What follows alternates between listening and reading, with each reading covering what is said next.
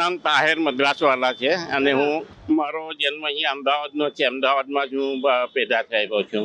મેં 1981ના અંદર મારા વિશ્વ પ્રવાસની શરૂઆત કરેલી અને 17 વર્ષ સુધી મેં આખા વિશ્વના અંદર ફર્યો અને જે મેં નીકળેલો મારો જે મેઇન મિશન હતો, જે મોટો હતો, જે પીસનો હતો, કારણ કે મેં અહીંયા અમદાવાદમાં રહેલો છું. અહીંયા અમદાવાદમાં જોયેલું છે કે અહીંયા બાજુ નાની નાની વાતમાં અમુક વખતે હિન્દુ મુસ્લિમના દંગા ઊભા થઈ જાય છે. તો એ મારા માઇન્ડમાં હતું કે મેં આપણા એકબીજા જે હંમેશા આપણે લોકો સાથે રહીએ છીએ અને અચાનક આમ કેમ થાય છે, તો એક ભાઈચારાનો સંદેશો આપવા માટે મેં મારા આખા વિશ્વનો પ્રવાસ મેં શરૂ કરેલો. અને ત્યાંથી અમદાવાદથી નીકળ્યા પછી મેં પહેલાં તો મેં આખું ઇન્ડિયા ફર્યો 4 વર્ષ સુધી. ઇન્ડિયા ફર્યા પછી હું ઇન્ડિયાના બહાર ગયો. ઇન્ડિયાના બહાર આફ્રિકા બધા કન્ટ્રીમાં ગયો. આખું આફ્રિકા ખંડ, gulf, middle east, Europe, Asia, Australia, Pacific island, Hong Kong, China, Japan, લગભગ 1,28,000 કિલોમીટર જેટલું 17 વર્ષમાં હું ફરેલો છું.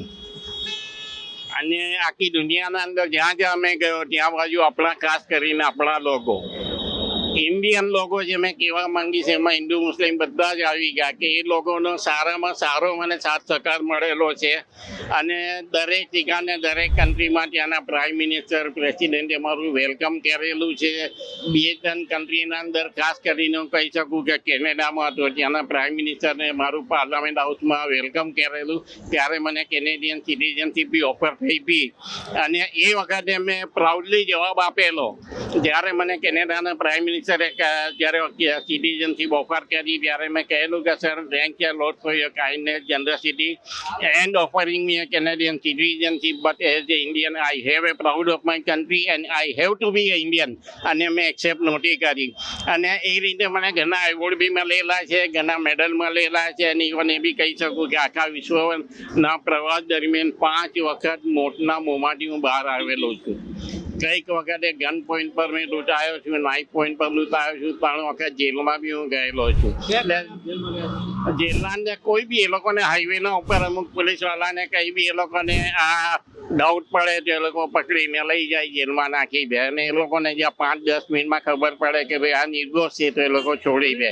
મારો જે મેસેજ હતો, પીસનો મેસેજ હતો હિન્દુ મુસ્લિમ ભાઈચારા પ્રત્યે. અને નોટ ઓનલી ઇન્ડિયા, અત્યારે આજની તારીખમાં આપણે ગમે ત્યાં જોઈ લો, આખી દુનિયામાં દરેક ઠેકાને કોઈ જગ્યાના પર કોમ્યુનલ ચાલે છે, કોઈ ઠેકાને સ્કિનના નામ પર, કોઈ ઠેકાને લેંગ્વેજના નામના ઉપર કંઈક ના કંઈક રીતે આ બધું ચાલ્યા જ કરે છે. અત્યારે આખા વર્લ્ડના અંદર જે દરેક કન્ટ્રી છે એ પોતે એ બતાવવા માંગે છે કે અમે જ પાવરફુલ છે. અને એ લોકો જે અત્યારે જે વેપન્સો બનાવી રહ્યા છે, તો આ જે કંઈ બી થઈ રહ્યું છે તો એના અંદર એ વેપન્સોનો ઉપયોગ થાય છે, નિર્દોષ માણસો મરી રહ્યા છે.